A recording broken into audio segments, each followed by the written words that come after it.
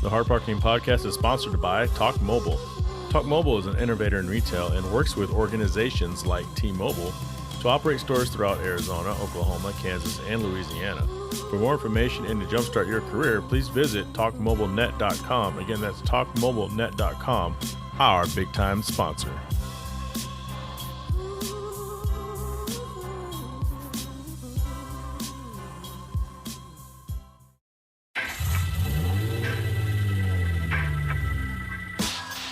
Welcome back to the Hard Parking Podcast. This is Jhae Finning. I am your host. It's now 2020. Do I have to say it? I feel like I haven't done a podcast since, last year. New year, new goals. Actually, I have no idea what I plan on doing this year.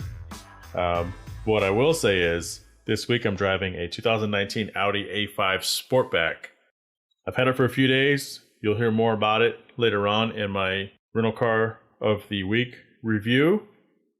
It's kind of trending somewhere between I'm loving it and I'm confused with it. Some things that it does that are great, some things that it teases that are not great, that are annoying. But we'll get into more of that later. One thing I can say is that Audi has the Apple CarPlay. And like I said, I'll talk about that later. One thing I want to talk about is cross-country drives. So when I was a kid, we would go camping all the time. Like, I had one of those families where we were always going places, but we never flew. Like, I think as a family, we were only on an airplane once. And that's when we went to Cozumel. And by that time, I was a teenager. I was like 18, 19, getting into trouble. But as a little kid, we had one of those families. We had a van. I said that before. My dad had that van blue. And we would take the van everywhere. We had one of those pop-up campers that you pull behind, like the little Jhae camper. They look like a sandwich on wheels, like a sandwich made out of nothing but white yogurt on wheels.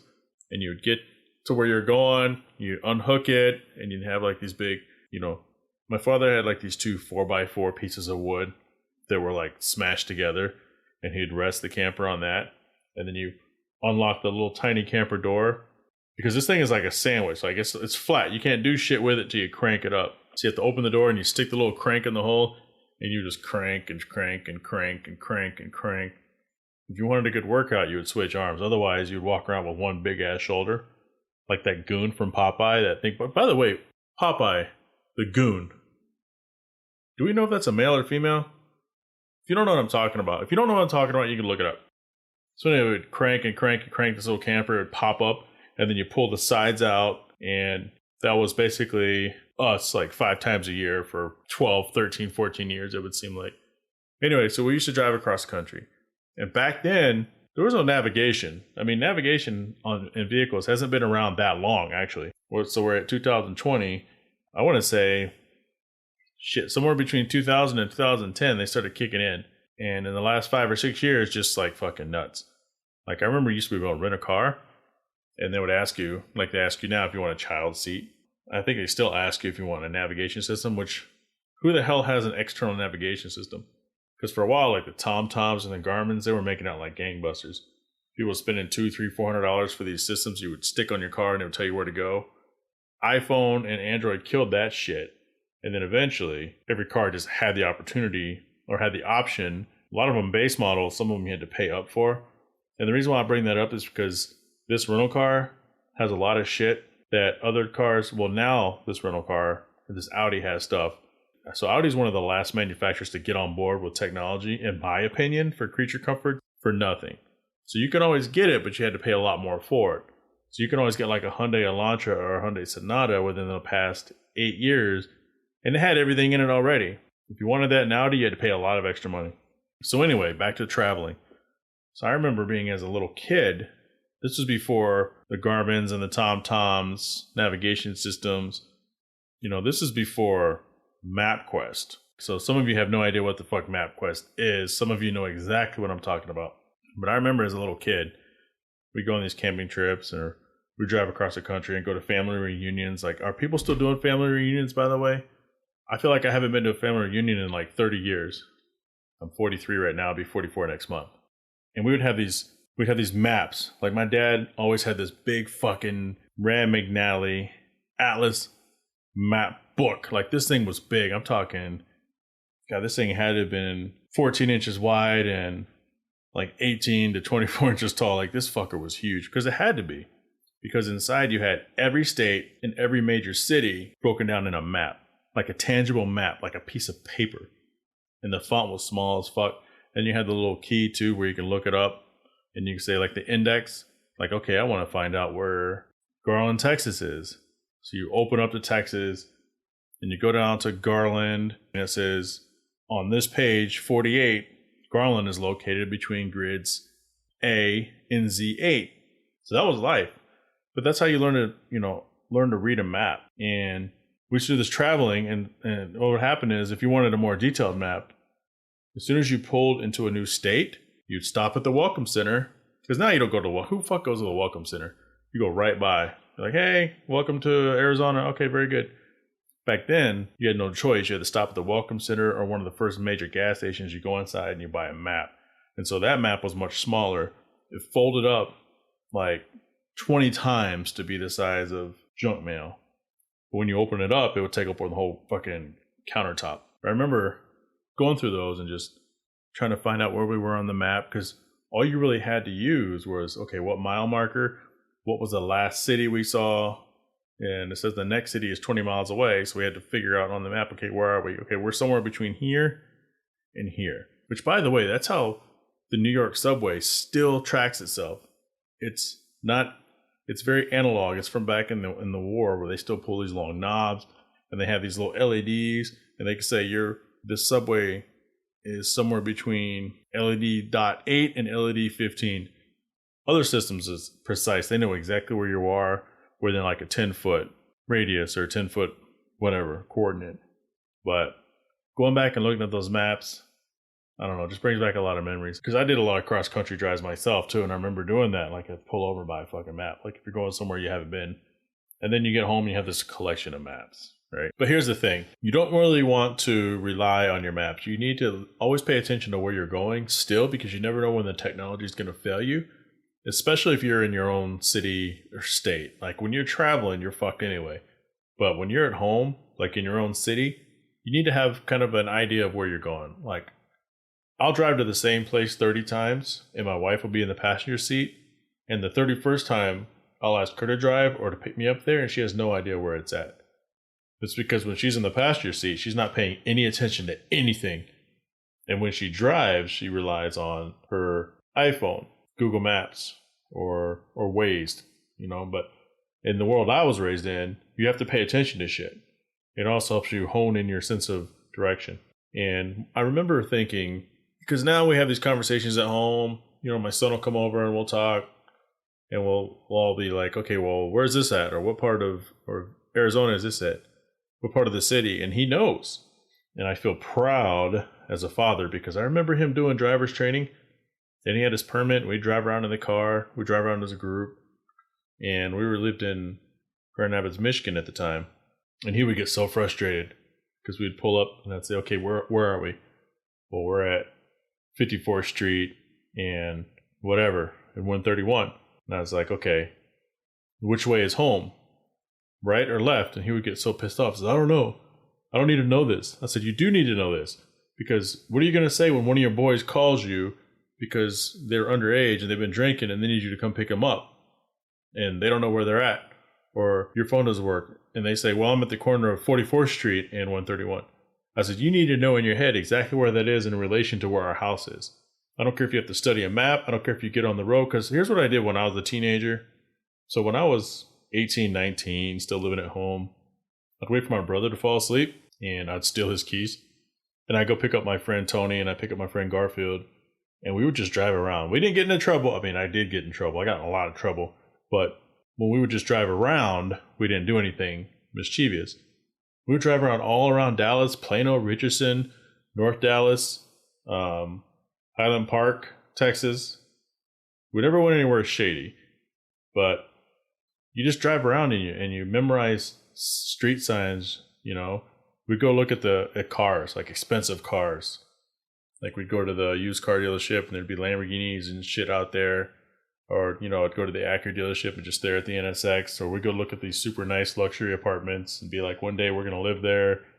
But you get a sense of direction in your hometown. And so, fast forward, with my son, he was so frustrated that night, but now I can say with confidence, he knows where he's going in Phoenix, or he'll look it up, but he doesn't rely on his Google Maps or his Waze. Like, I use Waze all the time, but I use it for traffic because I know where I'm going 90% of the time. My sense of direction. So when I was in New Jersey, I remember George was like shocked once because, we were staying at an Embassy Suites and he was staying somewhere else. I was staying at Embassy Suites and he was staying somewhere else down the road in that same direction. I said, hey, there's a back way to get to work. And he's like, dude, how many times have you done this? I said, just once, like 3 weeks ago. And he was like so amazed that I had memorized, where I was going.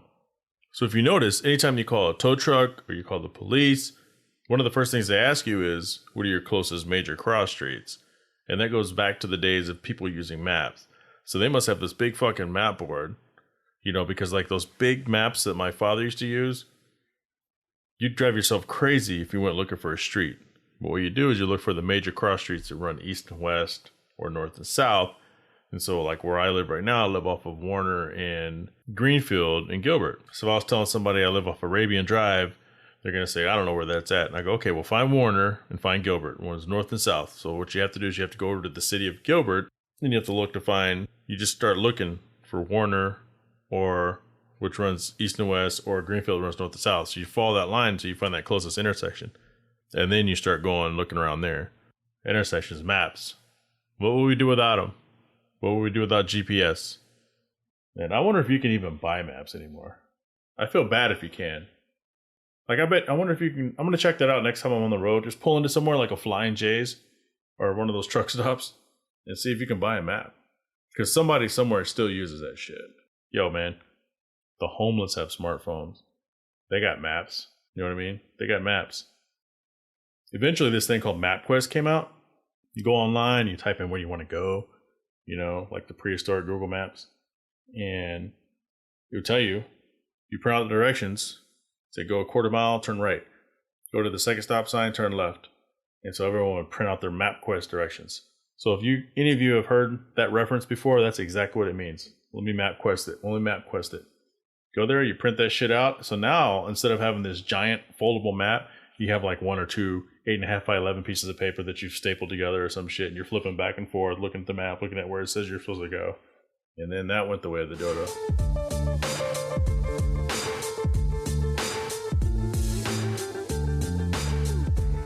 The Future Collector Car Show is this weekend, presented by ClassicCars.com, and this is my first time I'm able to attend. This is their 5th year.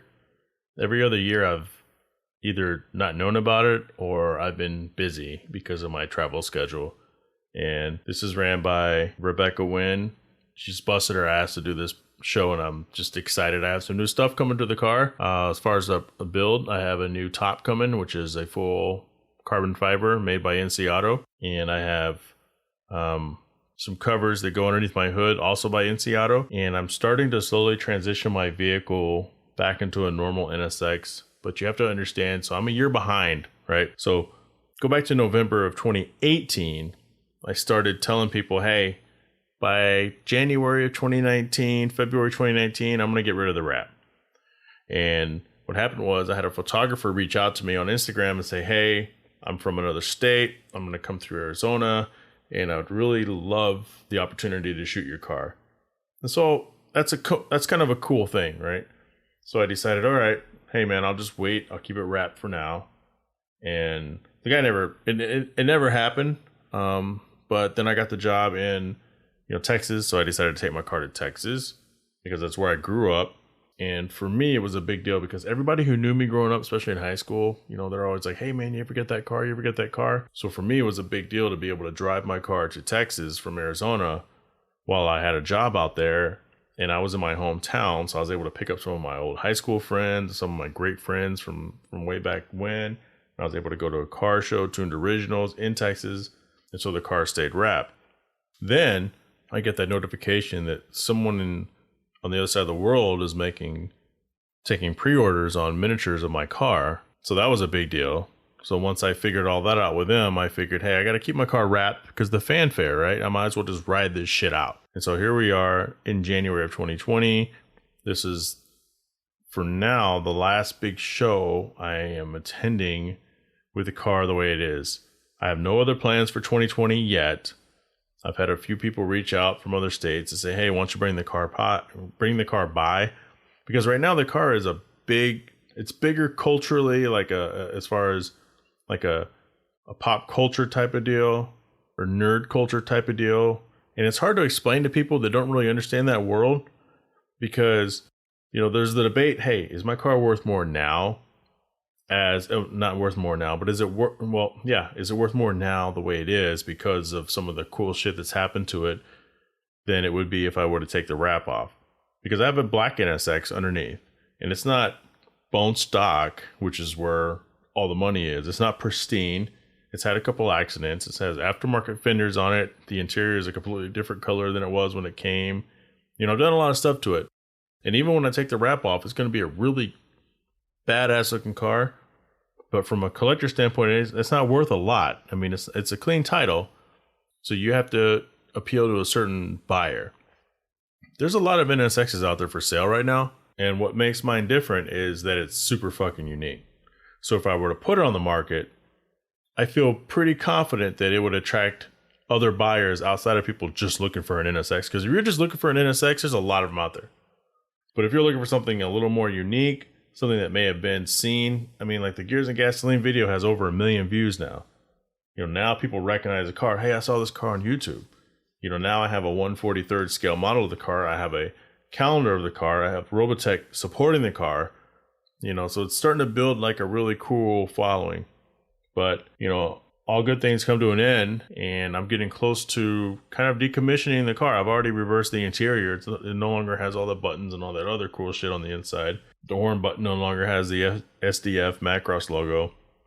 But this future collector car show, which takes place on January 12th, which is in a few days from when I'm recording this, that is, as of right now, my last big hurrah. So I have displays that are made for the car. I'm doing all sorts of other stuff that I've never done for the car show. And it's not that I'm going there to win. I'm just going there to represent the car show and the scene and all my efforts over the last couple years. Because while this is the first time I've been able to attend, I started reading up on it, and it feels like a very concourse-y event. Because we got all these judges coming in from all over the fucking place and got all this news coverage. And, like I said, my goal isn't to... I won't be disappointed if I walk out of there and don't win anything, but I just want to represent myself the best and walk out of there knowing that I did the best I could to display the talents, the effort, and everything that was involved with my car. One thing you guys will notice from me, I'm going to switch gears here, is there's a lot of shit going on in the world. And when Brando and I decided to do this podcast, we decided that we're going to try to stay away from deep social issues, and we're going to stay away from political issues. Now, I have a lot of opinions on a lot of things, and people who know me the best know that I have a lot of opinions on a lot of things. And I'm kind of right down the middle. I want to be the voice. I want to be the Instagram page. I want to be the Instagram stories. I want to be the Facebook page where people can go to if they want to escape all the other bullshit. And so I try not to be too serious. I post funny shit because I know people like it and I know I like it. I don't think I don't gain anything for giving my political opinion on Facebook. I don't gain anything by giving my social issue opinion on Facebook. I have a small group of friends where I feel comfortable approaching them about stuff like that. I could talk about some of that stuff with my family, but not all of it, because I don't see eye to eye with even members of my own family on a lot of issues. Because I try not to take an emotional approach.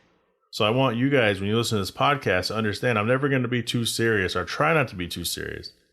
If you want to know stuff about me, because I got a lot of stuff to say about a lot of things, maybe I'll be a guest on somebody else's podcast, and through a Q&A session, I'll tell you everything you need to know. But, unless somebody's asking me questions, there's only so much I'm willing to say. And it's not because I'm hiding information. It's just because I feel like that stuff's not that interesting. And I don't want to bore you with that. I'd rather talk about things like Jhae's rental car of the week. I want to bring on friends and strangers for different segments so that you can get used to other people on this podcast. I want to try to build a brand and a following. And I've been really fortunate to have a lot of good friends and a lot of good opportunity to meet people. I'm nobody important. I've always told people I'm the biggest nobody I know. And through hobby and through work, I've been extremely fortunate to meet some people that are a whole lot bigger in the world than I am or that I'll ever be. I think with this podcast, it gives me a platform to try to pull some of those people in. And so, that's what, 2020 is going to bring. But like I said, so Brando and I, like I said, we just decided we're going to try to stay off of that, all that other controversy, because we're just normal people. Our opinion doesn't matter as much. And so I'm not going to give it about anything. Unless you ask me, I'll tell you whatever the fuck you want to know. Let me read you guys a direct message I got earlier.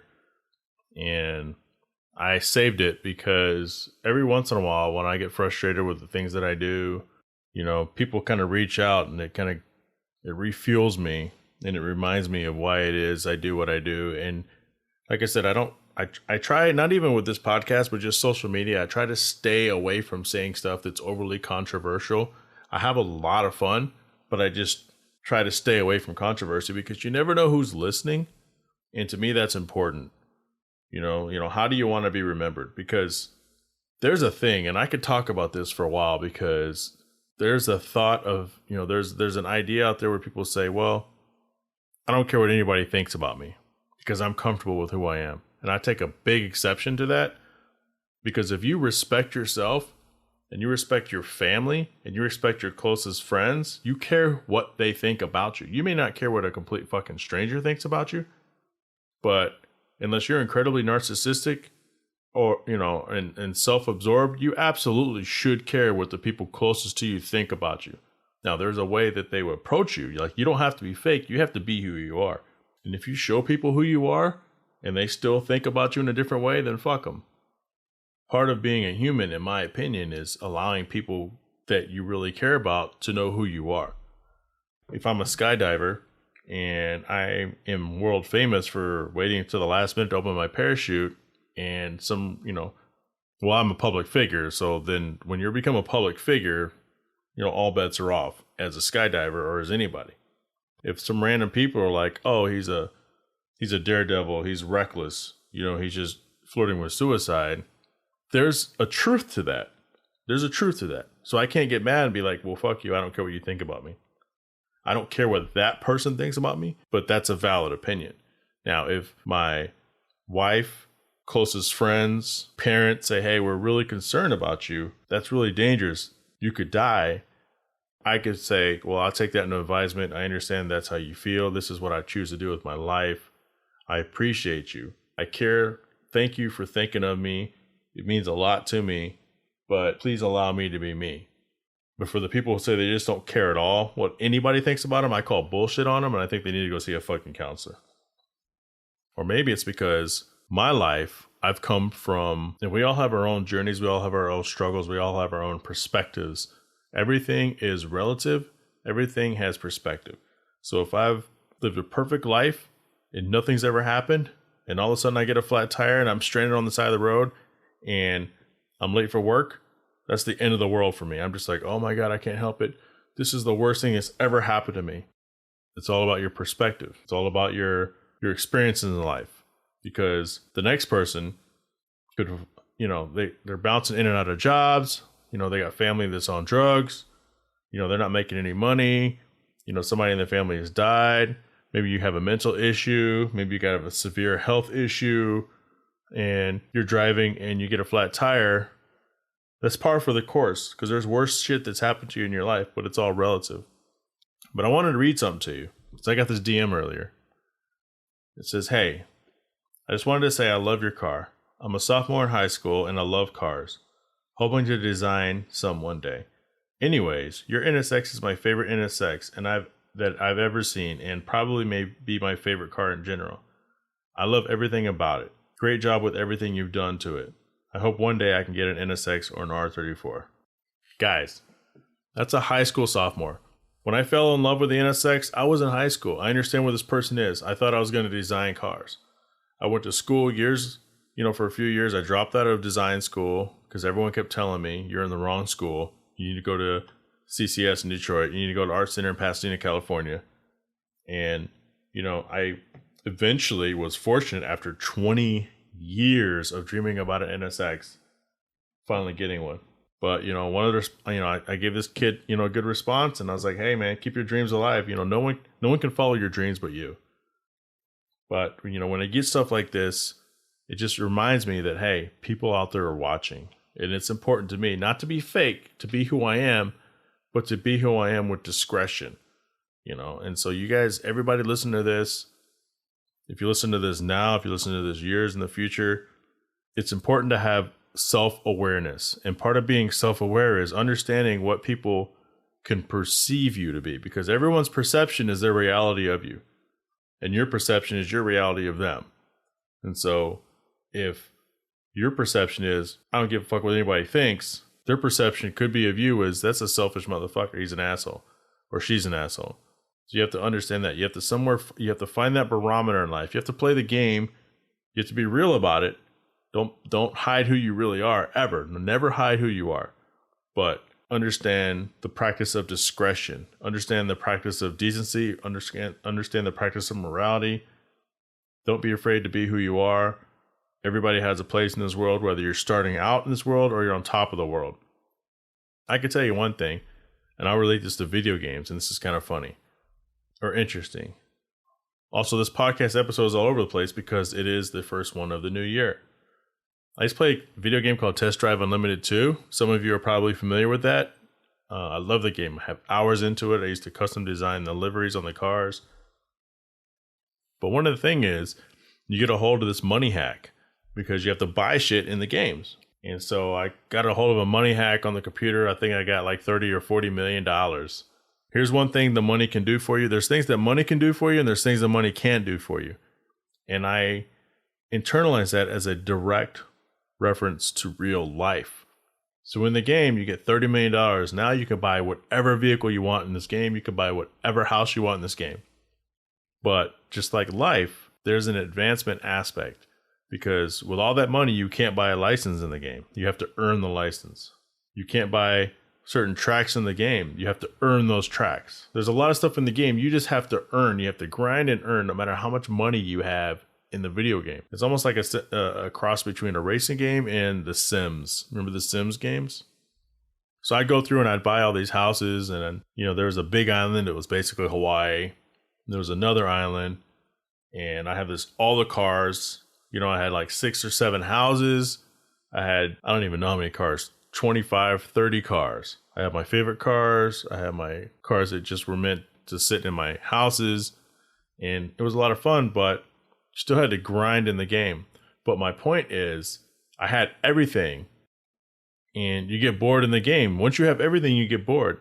So if you wish to have a lot of money because you think it's going to solve all your problems, it may solve some of your problems, but it doesn't guarantee anything. I'd rather be broke and happy than poor and bored. Because what's left? What's next? Why do you think all these super rich people have miserable lives? You have all these hardcore rock stars, these entertainers. They flame out and they fucking die. They overdose because they're looking for that next high. They're like, what's next? What's next? What's next? So never lose perspective of who you are, where you are in this world, and where you are in your journey. And success doesn't mean having everything. It's just whatever success means to you. It could be a family. It could be family and money. It could be no family and a lot of money. It could be no money and a great family. So if you're out there and you're driving your car, because we get this a lot with One Auto. When we first started off, we'd give people decals and they'd say, oh, I don't want to post a picture of my car because I'm working on it. It doesn't look like everybody else's car. And I would always tell them, hey man, that shit doesn't matter. Whatever it means to you. We'd rather see cars in the middle of a build and people working on cars and people partying around cars, because it's not about the car, it's about you. So you have to be comfortable with who you are and where you are in this life. Because everybody's different. We're all united by the automotive culture, but everybody's different. So stop comparing yourself to other people. Don't look at me and look at my NSX and think, oh, Jhae he's got a perfect everything. He's got a badass car. He's got this, he's got that. And I'm 43 years old. I've gone through a lot of shit in my life. Everything I have, I've earned. And there's a little bit of luck involved in life, but if you grind, you can get almost anything you want. Like, if I want to be an astronaut, I can't be an astronaut. So you have to learn your limits. I can't be an astronaut. That's not for everybody. I can't be a professional athlete. That's you're not, if you're a 1% athlete, you're still not good enough to be a professional athlete. Those are the best of the best of the best of the best with some luck and with a lot of smarts to at least learn the playbook. So yeah, that's all I that's all I have on that. So coming up, we'll do the Instagram profile highlight of the week, and we'll get to Jay's user car rental of the week, and we'll get to the builders segment. It's time for the Builders Corner segment. The Builders Corner is sponsored by DressUpBolts.com. Follow them at DressUpBolts on Instagram. Visit them at DressUpBolts.com. They have titanium bolts that not only vastly improve the look of your vehicle, but serve as a purpose as well. Available to dress up the engine and engine bay, they have kits ready to go for your specific application. Find them on Instagram at DressUpBolts or visit them at DressUpBolts.com. Today's Builders Corner is Chris Hutt at NS Extra on Instagram. Chris, what's going on, man? What are you working on? Oh, what's going on, man? I got a lot of projects going on. I'm trying to get this car ready to go cross country, and I keep distracting myself with little cosmetic details too, like carbon fiber and whatnot. How's everything with you? Everything's going good. Yeah. And you're in the Northeast, right? Yeah, pathetic. It's cold out here today. This guy. So actually, speaking of that, for me, it's Murphy's Law. So whatever can go wrong will go wrong. And tonight I was trying to make some carbon overlays for my work wheels, and I was doing a vacuum bagging process, and it's very kind of technical. And if the bags aren't sealing properly, then you have to keep the vacuum pump attached. So the first thing that happened was my vacuum pump broke. So then I started using just a shop vac, which is fine, and I was just leaving it running.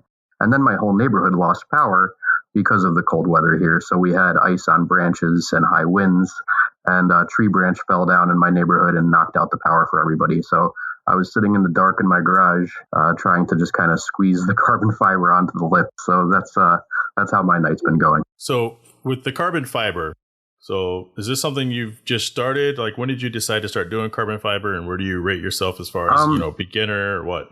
Well, the short answer is I've been messing around with it for a little over a year, and I by no means have perfected it. But it started off a while ago. I got interested in composites and making stuff because I received a car lift from my garage, and it was missing a plastic piece that's called a slide block that holds onto the car lift and kind of brings it up and down the ladder locks.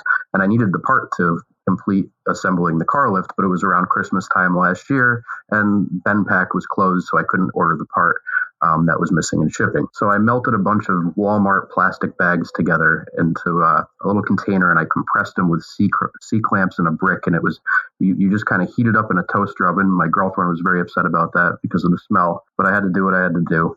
And once I got it to like a pizza dough consistency, I was able to compact it into this hard plastic block.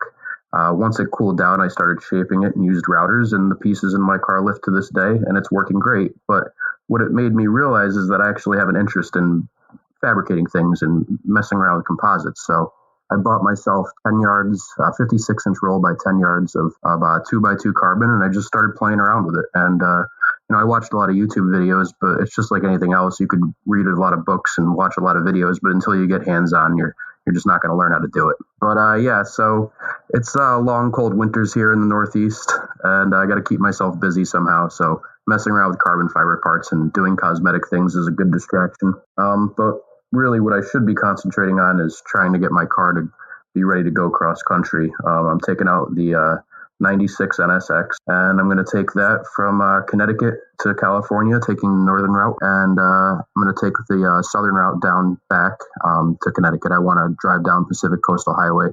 I just ordered today a Yakima rooftop tent, and I'm putting that on the NSX, and me and my dog Cassius, he's a 12-year-old German Shepherd Border Collie mix. We're going to go cross country, and I think it'll be a nice bucket list kind of thing to do. I've never done it. It's one of my dream cars. And I'm actually hoping it'll become kind of a thing where, maybe every year I'll do this in a different car. Maybe next year I'll do it in an R8. Maybe the year after that I'll do it in a GTR. But it's something I've never done and I've always wanted to. I custom built a roof rack out of aluminum. My friend fabricated it for me because he has an aluminum welder and I don't. I brought him all the dimensions and the materials and showed him what I wanted. He welded it together for me.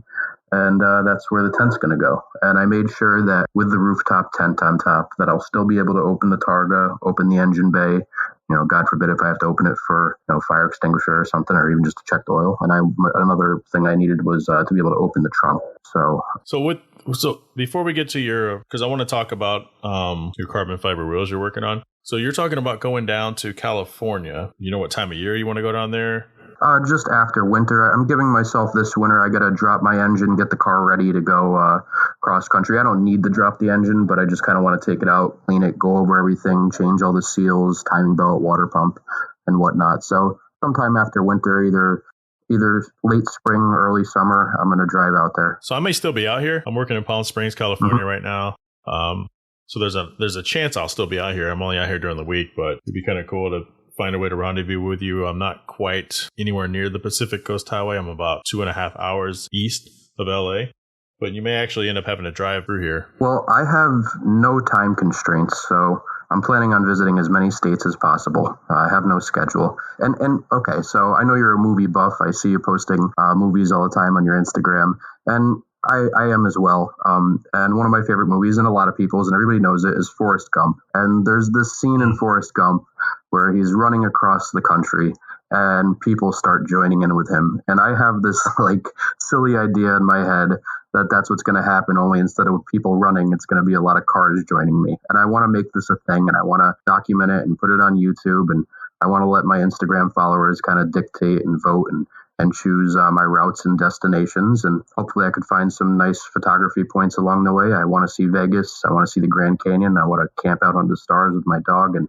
Yosemite and, all that stuff. So that's the plan. And I want to make it a thing. And like I said, next year I'd like to take a different car if this all works out. But I'm good at getting ahead of myself. So one step at a time.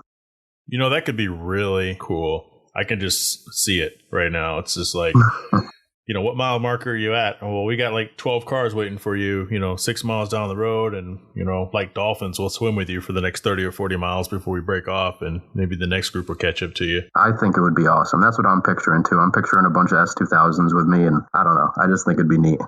But it's hard to get everybody on the same page. But if I could actually make it a thing and do it for myself and enjoy it, I think other people would enjoy it and kind of catch on, too.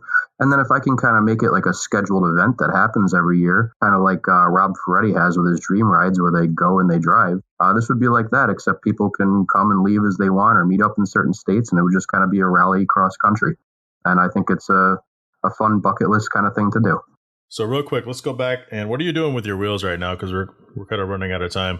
So right now I'm letting resin dry on top of my 2x2 carbon fiber weave. It's a 3K weave. Right now I'm just doing overlay over my lips. It's kind of the most racery thing you can do, adding weight to your wheels. But eventually, when I get good enough at it, I would like to start making full carbon lips and maybe even making them to sell. But right now it's such a frustrating experience that I kind of just want to make them for myself and then leave it at that. But if anybody's scared to try making carbon fiber, I would suggest go on eBay, find the cheapest, little bit of roller you can, buy some resin. It's just normal resin. You don't need anything fancy. They'll try to sell you stuff for carbon fiber, like special carbon fiber mold release agent or peel ply. But the more you do it, the more you'll start to learn shortcuts. So instead of buying an expensive $20 bottle of mold release agent, you can just buy a $1 bottle of hairspray at Walmart, and it's the same exact thing. Instead of buying peel ply, you can just use really thin plastic drop cloth and use a hole punch, fold it up, and cut a bunch of holes in it. Instead of breather ply, I use blue shop paper towels from AutoZone. They're cheaper and easy to get. So there's a lot of little tricks of the trade you could start to learn, but don't let it intimidate you if you're thinking about ever messing around with this stuff. It can't hurt to try, and that's the only way you're going to learn. Right. And at the end of the day, you still have an opportunity, because if you don't spend a lot of money on these products, starting out at least, then you can invest a little and learn a lot. Oh yeah, I think I'm into it for maybe $300 or $400 so far, but I have 4 wheels done. I made 4 lips for my car. I made a side splitter. I've made all kinds of interior parts, and I still have a bunch of carbon fiber left over. I actually just ordered, there was an NSX just crashed in upper state New York. There's a junkyard there. I ordered the whole rear bulkhead from them, and I'm going to try to make full carbon pieces out of those. So use those to kind of destroy as for the mold to make my own parts. So how are the taillights? Okay. So I'm making taillights. This is a first attempt for me as well. NSX taillights are expensive, just like every other part, but I ended up getting a real beat up pair for a couple $100 from another NSX owner. He sold me his NSX taillights for cheap, but I took them apart and I'm doing what's called a infinity mirror. And basically what it is you take apart the taillights, which is a pain, and there's a lot of glue for any cars basically before the 2000s. They put together taillights with glue. But once you get them apart, I'm just kind of polishing everything down, doing a lot of cutting, and an infinity mirror is essentially two mirrors facing each other, but one of them is a one-way mirror. So you have a mirror on the inside lens facing the outside of the car, and you put your LEDs on that.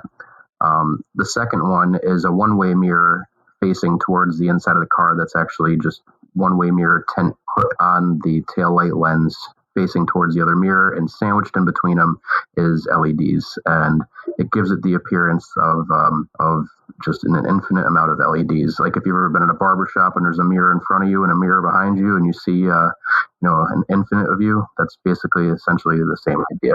So. Yeah, it goes forever. There's a head shop I used to go to in Grand Rapids, Michigan called Purple Leaves that they would have that type of art. It was like the coolest thing. It's just like it just goes forever. It gives it some depth. It's a neat idea. One thing I'm not really a fan of is taillights that have all of the LED diodes exposed. They kind of remind me of a Christmas tree or those light bright things. The exposed LED, yeah. I mean, some of them are cool. They're just not my style. I'm trying to make them more updated, like kind of like Audi taillights, how they have the continuous strip that's lit up. So I got what's called silicone diffuser for that, and I'm going to try my hand at that and see how it works out. Like mine. There's a company who does that. That's what they do, and that's the exact material I use to diffuse my lens. Okay. It's what they use for OEM, and I did a lot of research into it, and it costs a decent amount of money, but it is legit as fuck, and it is designed specifically to diffuse LEDs. So I just bought 16 feet of it, and it was like $75, which I feel like I could have shopped around and maybe got a little bit overpriced, but that was the best I could find after a few hours of research anyway. So again, we're talking to, I'm sorry, I haven't said this before during this call. We're talking to Chris Cutt, which is at NSXtra on Instagram. Yeah, man. Chris, you have anything you want to plug? No, that's about it. I mean, if anybody wants to have any say in my cross-country trip, they're welcome to go on my Instagram and give me a follow and, vote on the destinations and routes. If anybody knows any good photographers along the way or wants to meet up and go for a cruise or has any good destinations that they think I should see, let me know, because I've never done this before and I could use all the input I can get. So yeah, that's about it. All right, Chris, we'll let you go. I appreciate you taking the time, and we'll definitely hook up again in the future. I'd like to have you back for a longer interview. Again, everybody, that's at NSXtra, Chris Cutt. No problem, man. Thanks for having me.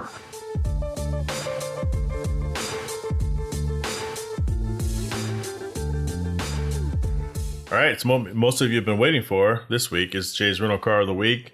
This week, my rental car is, as I said at the beginning of the podcast, it's an Audi A5 Quattro, and this is the new type of Audi A5. So starting in 2018, they had the 4 doors. Let me give you a rundown of what I love about this car, what I don't love about this car. So one of the things I noticed, and I kind of thought with a lot of my other rental cars, it was annoying as hell, but with the Audi, I noticed that it doesn't have it, and so now it's annoying that it doesn't have it. So one thing it doesn't have is alerts, and what I mean by alerts is like most cars. So you're pulling into a parking spot, you're pulling into whatever, and if you get too close to the curb, the thing goes beep, beep, beep, beep, annoys the shit out of you. You usually have like a little gauge on the car on the infotainment center. And if you're reversing, it's the same deal. A lot of cars I've had to do this. This Audi doesn't. It's probably in some sort of technology package. Like I said in the opening, you have to pay extra for all that normal shit that other car companies just give you. That's one of the first things I noticed. It has a touchscreen. Well, let's back up. It has CarPlay. You know me, I'm a big fan of CarPlay. But the problem is the CarPlay is limited. It's not a touchscreen, which, so the CarPlay is great for navigation, but it's not great for touching the icons and sending a text message or changing or switching playlists. I mean, it's not interactive, so it kind of defeats the whole purpose.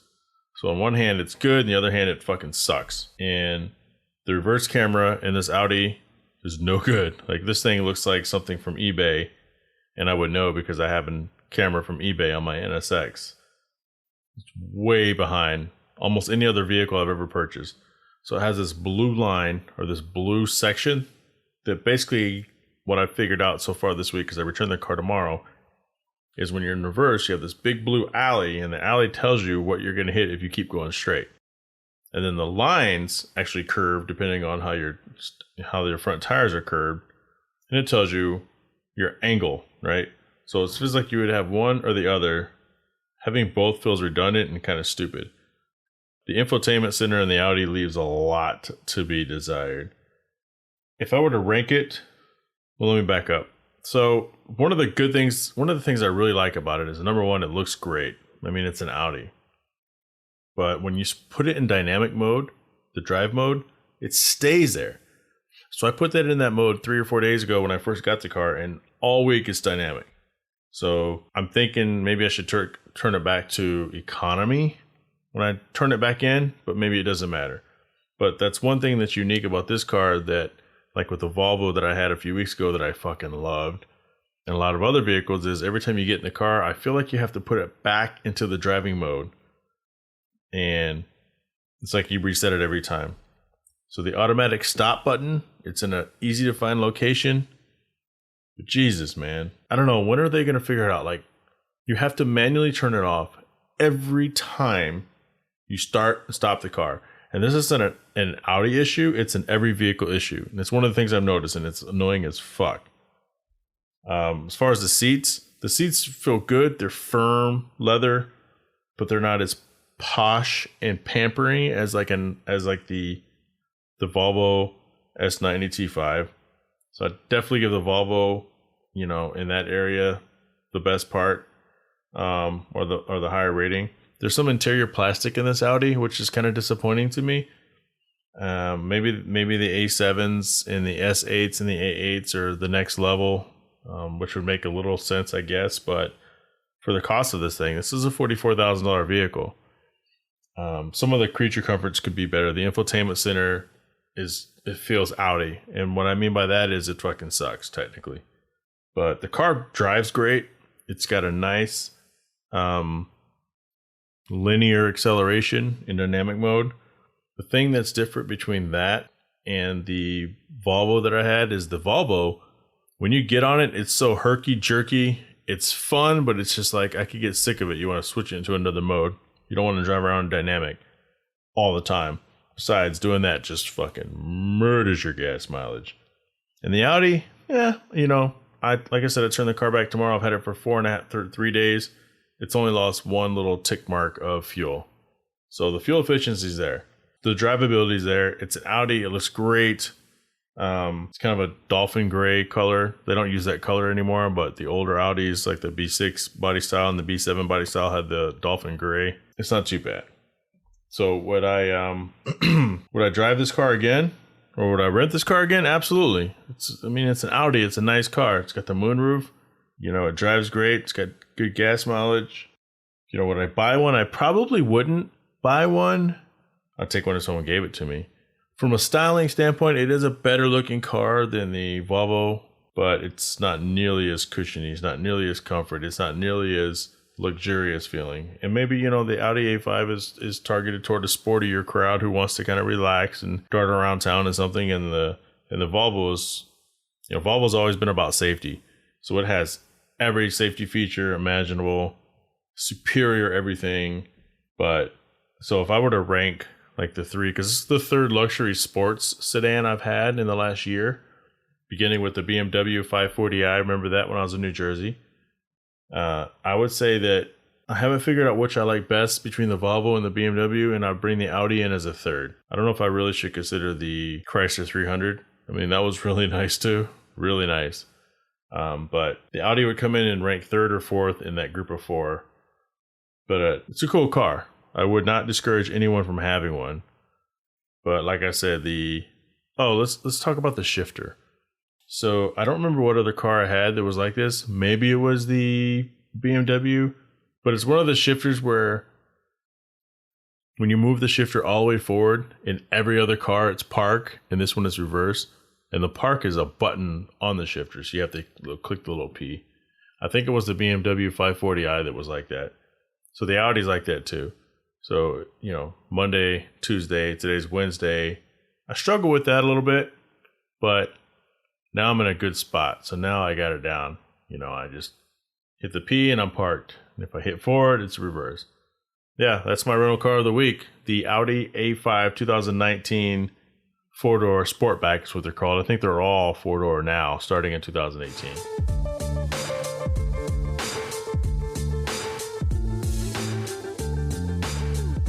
It's time for the Instagram profile highlight of the week.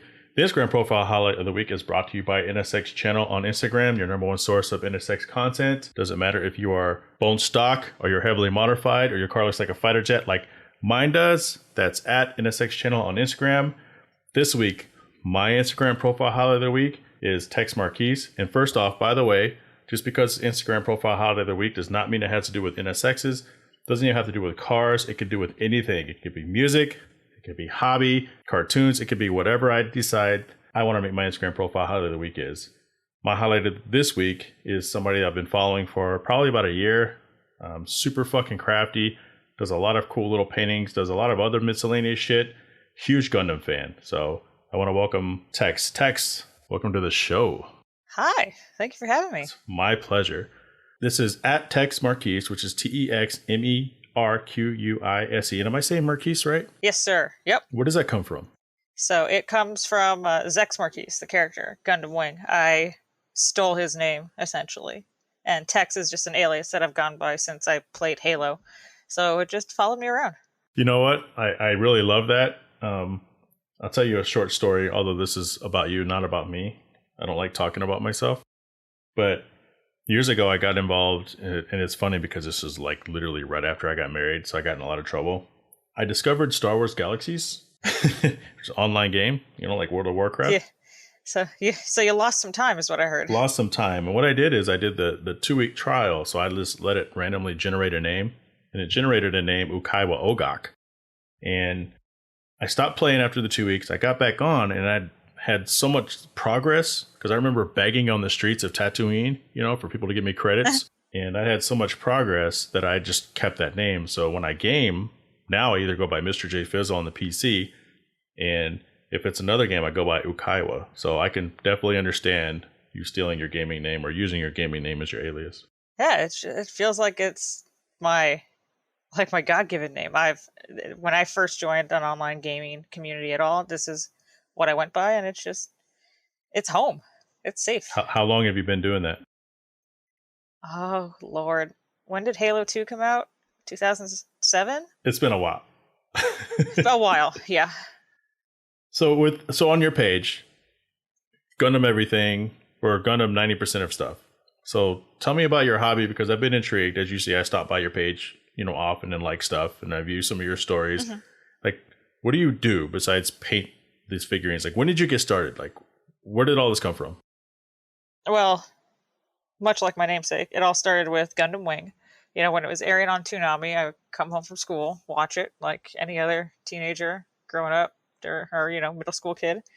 And that's when I learned that there were model kits of these suits that I kept seeing, every day on TV, and got a couple, built them up, as best as a 13, 14-year-old girl could. Kind of fell off the radar a little bit, but I still kept collecting the kits, just didn't have time to build them. And then after college kind of settled down, I was like, oh, you know what? I should take up a hobby. And I remembered I have all these cool model kits that I've just, haven't been building, and that's just kind of where it took off, and I haven't put it down since. So Toonami hasn't been around that long. Is that how you discovered Gundam or Gundam Wing? Because there's like a million Gundams, right? Yeah, there's some might say there's too many, but yes, that's how I first got introduced to Gundam. It was through Toonami. I don't know how I missed that. I don't know what I was doing in 2012, but I wasn't watching Toonami, and And I'm, I still watch cartoons. I'm 43. So, I've watched Adult Swim, but I just don't know how I missed that. And when I was a little kid, because people always ask me, they're like, well, how do you not know anything about Gundam? I was like, well, wasn't really on my radar. And if I saw it, I wouldn't have known what it was, because I started watching anime when I was in kindergarten, and then, that's like Voltron and shit like that. And back then, all we could watch is whatever we could find on TV, because there was no Toonami, there was no Adult Swim, there was no anything. Right. But now it wasn't as accessible. Oh, not even close, but now it's everywhere. So yeah, now we have whole conventions dedicated to it. Well, I'm sure they existed then. They're just now massively mainstream and just teeming with all types of characters. If they existed then, they were super small. Like super small. I've watched some of the, I'm in the Robotech Macross, but more so on the Robotech end, because that's what I know, growing up. And I'll go back and watch some videos of some of these conventions, like on YouTube, and oh my God, it's so sad. I'm almost embarrassed to be a fan. There's a charm behind it. I remember coming across some thread with some, I don't call them vintage, but, older cosplaying crowd from, Macross or Robotech, or even Captain Harlock and Space Yamato from way back in the day. And I'm sure it was under a lot of people's radar, but everyone just looked like they were having a great time. When someone's on stage singing a cappella and there's a whole crowd of people holding up lights and singing the songs of the anime cartoons you used to watch, it feels a little weird. Yeah, you need to go to some more karaoke bars, is what I hear. It's pretty much the same thing. So if I want to get into Gundam, where do I start? Like, what would you recommend? It's a time sink. Don't do it. I'm a sucker for pain. So what I did is I started going through it chronologically. So I started with Mobile Suit Gundam, the OG, the series. There are compilation movies that you can watch, and you just kind of get the Cliffs Notes version. There's also a great podcast, Mobile Suit podcast, that is currently going through the Gundam series in chronological order. They've already done Mobile Suit Gundam, and they're working on the next one, Zeta Gundam, right now. It's a fun podcast. They go more into the lore and actual substance behind it, like what was going on in Japan at the time. How does this reflect real world? What influences can you see in these episodes or in this story? It's really cool, and I really suggest it if you want to get into it. Do it alongside that podcast, because they kind of go into some of the stuff you don't probably think about, right? Oh yeah. This is like doctorate thesis level stuff as far as the research and the homework goes. So again, we're talking to Tex Merquise on Instagram at TEXMERQUISE, talking about Gundam, because I like to follow her page. So I see you do a lot of shows. Now, do you vend at the shows? Do you judge shows? Like, what exactly do you do with these shows, or does it change depending on what you're doing? It changes depending on what I'm doing. So I've done a little bit of everything. I work with a local group here in Southern California, those Gundam guys. We put on our own show once a year. There I will run workshops or, whatever they tell me to do.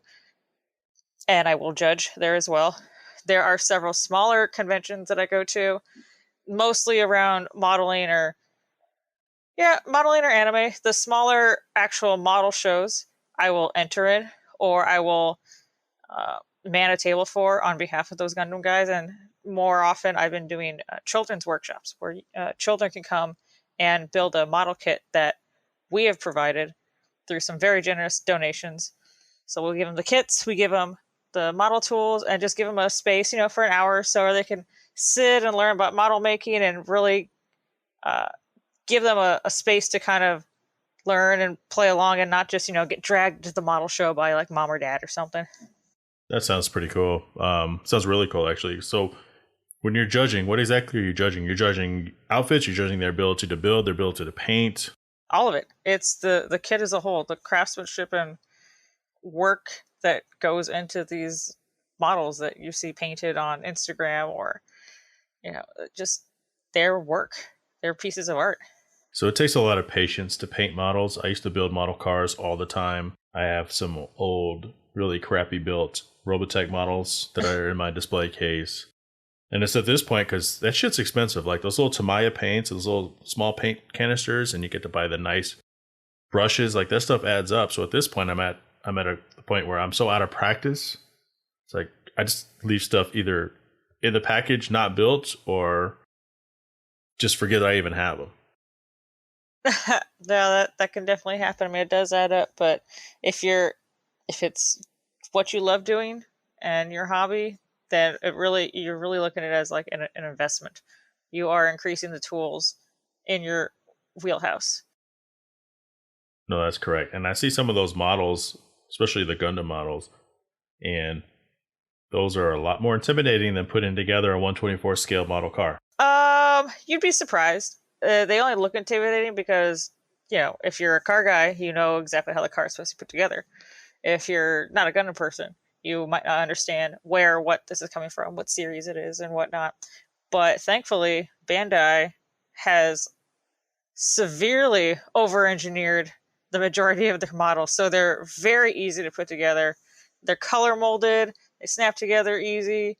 Wow. If you don't want to, you don't even have to sand off nubs or anything. And I've got one, maybe two car kits. You see flash on it. The mold isn't that great, but with the Bandai kits, you're spoiled. Oh. You open up another model kit afterwards, be it was it AMT or anything like that, and you are just miserable. Bandai really just holds your hand and spoon feeds you as far as model building goes. That's good to know. Again, we're talking to Tex Merquise on Instagram. So Tex, I want to thank you for being my Instagram profile highlight of the week. Is there anything you want to plug? Man, you know what? There are no shows going on yet, but if you are looking for a mainly Gundam event, do keep an eye on Those Gundam Guys. It's at Those Gundam Guys or Those Gundam Guys on Facebook. That is our local group here in Southern California. Every year we have SCGMC, the Southern California Gundam Model Competition, where it's the largest Gunpla contest in North America, and we would love to see you there. Is it this coming, I think, November? Is it at Those Gundam Guys, or is it Those Gundam Guys, and they can reach you there? It's at Those Gundam Guys, be it on Facebook or Instagram. The @ sign. Okay. All right. All right, Tex, thanks for being a guest. It's been great, and maybe we can have you on again in the future. Oh, thank you for having me. It was my pleasure. Thanks. That's all the time we have this week. Special thanks to all our podcast sponsors with the NSX channel, TalkMobileNet.com, DressUpBolts.com. I want to thank Tex Merquise for joining us. I want to thank NS Extra, which is Chris Cutt. I want to thank the Passion Hi-Fi, who provides this free music that I use on this podcast. If you want to follow me, you can follow me on Instagram at NA2NSX. You can send us an email to hardparkingpodcast@gmail.com. Actually, I encourage you to, if you like this show, share it with a friend. Please subscribe. Please leave us a review on whatever you listen to this, whether it's Anchor, whether it's Spotify, whether it's iTunes. All reviews matter. They boost us a little bit. If you're interested in giving back to the show, there's a link on the podcast. You can donate a little something. I'm always looking to upgrade my equipment. Love all you guys. Let's do this. Let's do this together. Let's grow this.